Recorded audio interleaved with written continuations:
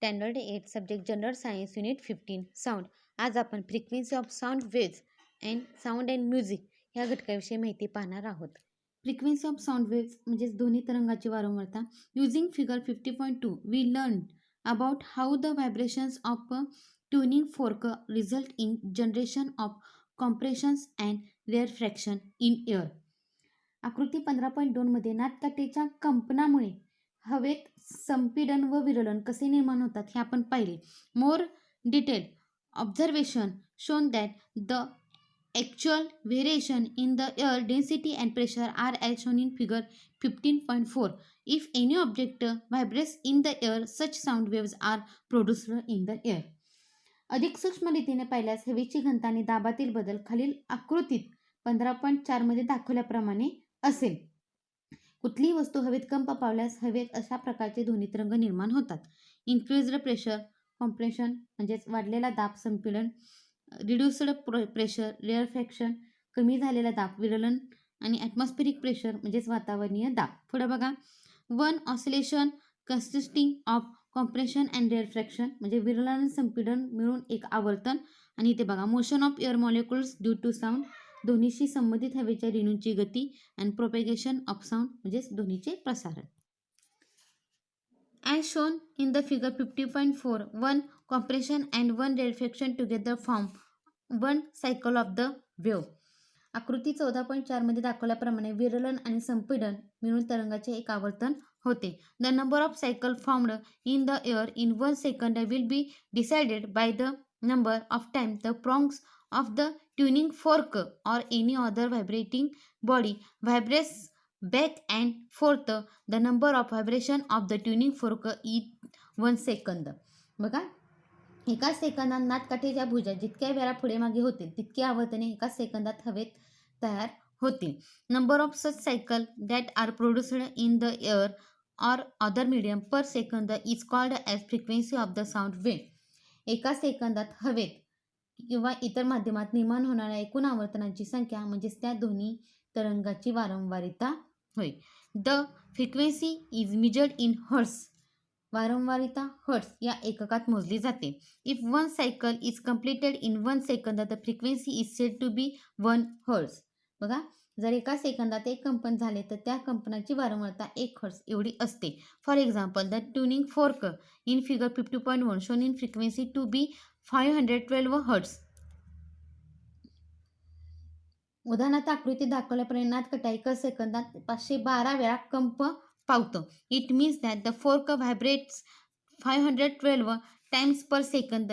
This vibration will set 512 cycle of compression and rarefaction in the air. या नादकाठीच्या कंपनामुळे एका सेकंदात 512 आवर्तने निर्माण होतात.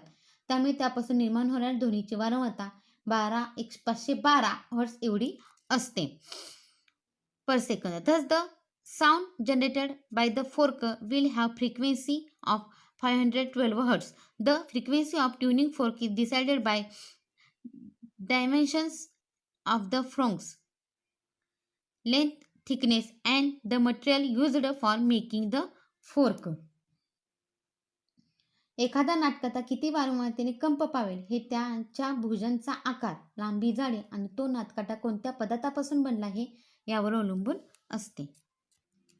Take 7-6 glass cups, arrange them in a line and fill them with water with gradually increasing water level from one end to other. Take a pencil and strike the cups sequentially. The sound generated by each cup will be different. Why it is so? काचेचे 6 किंवा 7 glass घ्या. ते ओळीत मांडून त्याप्रमाणे क्रमाक्रमाने वाढत्या पातळीचे पाणी भरा. एक पेन्सिल घेऊन त्याच्यावर क्रमाक्रमाने आघात करा. प्रत्येक ग्लासपासून निर्माण होणारा ध्वनी वेगवेगळा असेल असे का? When a cup is shrunk, waves are set up in the air column above the water level in the cup. प्रत्येक ग्लासावर आघात केल्यावर त्यात असलेल्या हवेच्या स्तंभात तरंग निर्माण होतात. The frequency of generated waves depends on the height of the air column inside the glass cup. हवेच्या स्तंभांच्या उंचीनुसार या तरंगांची वारंवारता बदलते. Since the water level in each glass is different, the height of air column in which each glass in also different. Therefore, the frequency of sound generated by each glass cup will also be different. So the sound generated in different. प्रत्येक ग्लासात पाण्याची पाती वेगवेगळी असल्याने त्यामधील हवेच्या स्तंभाची उंचीही वेगवेगळी असते. त्यामुळे तो ग्लास कंप पावल्यावर निर्माण होणाऱ्या ध्वनीची वारंवारता विशिष्ट असते. त्यामुळे त्यापासून निर्माण होणारा ध्वनीही वेगवेगळा असतो. An app for measurement of sound frequency may be available on cell phones. With the help of your teacher, use the app to measure the frequency of the sound generated from each glass cup. ध्वनीची वारंवारता मोजणारे app भ्रमणध्वनीवर उपलब्ध होऊ शकते. आपल्या शिक्षकांच्या सहाय्याने त्याचा वापर करून वेगवेगळ्या ग्लासापासून निघणाऱ्या ध्वनींची वारंवारता मोजा. Do you observe any relation between the frequency of generated sound and the height of the air column in the glass cup? ग्लासातील हवेच्या स्तंभांची उंची आणि ध्वनीची वारंवारता याचा काही संबंध दिसतो का? दिस इज युअर सिंपल जलतरंग. हे झाले तुमचे सोपे जलतरंग वाद्य. Can this experiment be perform with stainless steel pots of different sizes? वेगवेगळ्या आकाराची स्टीलची भांडी घेऊन हा प्रयोग करता येईल का हे तुम्ही बघू शकता. साऊंड अँड म्युझिक, ध्वनी आणि संगीत. From the above activity it is clear that if the frequency of sound wave is changed different sound is produced. वरील कृतीवरून हे समजते की ध्वनी तरंगाची वारंवारता बदलली की निर्माण होणारा ध्वनी वेगवेगळा असतो. Sound waves of different frequencies produce different sound notes. In the field of music, variation musical instruments are used for creation of sound notes.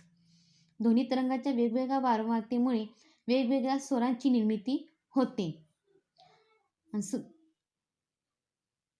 संगीतामध्ये स्वर निर्मितीसाठी वेगवेगळ्या प्रकारच्या वाद्यांचा उपयोग केला जातो. This includes instruments like sitar, violin, guitar which use strings for production of sound and instruments like flute, shehnai which use air blown into pipes for the production of sound. यामध्ये सतार, व्हायोलिन, गिटार यासारख्या तंतुवाद्यांचा, त्याचप्रमाणे बासरी, सनी यासारख्या फुंक वाद्यांचा वापर होतो. गळ्यामधूनही वेगवेगळे स्वर निर्माण करता येतात. In strings based instruments the frequency of vibration of the string is changed by changing the tension on the string and or by changing the vibration length of the string using fingers. तंतुवाद्यामध्ये वापरलेल्या तारांचा ताण कमी जास्त करून तसेच तारेच्या कंप पावणाऱ्या भागांची लांबी बोटांना कमी जास्त करून कंपनाची वारंवारता बदलली जाते. This result is generation of different notes. त्यामुळे निरनिराळ्या स्वरांची निर्मिती होते. In musical instruments like flute, the holes on the flute are open or closed to change the length of vibrating air column in the flute.